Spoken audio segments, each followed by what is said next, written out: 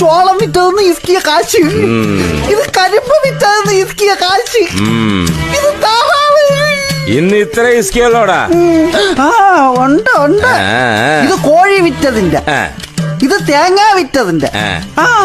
എന്താടാ? തേങ്ങ മുതലാളിയുടെ അല്ല, മുത്തുവിന്റെ പറമ്പിലെ.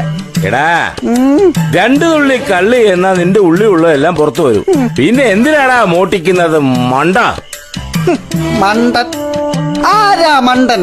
ഞാൻ എന്തിനാ മോട്ടിക്കുന്നത്? കള്ള് കുടിക്ക. മുതലാളി എന്താ ചെയ്യുന്നത്?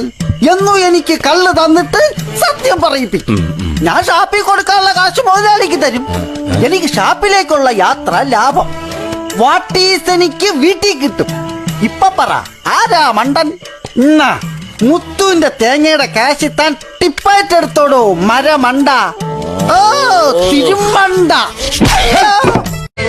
ഇത്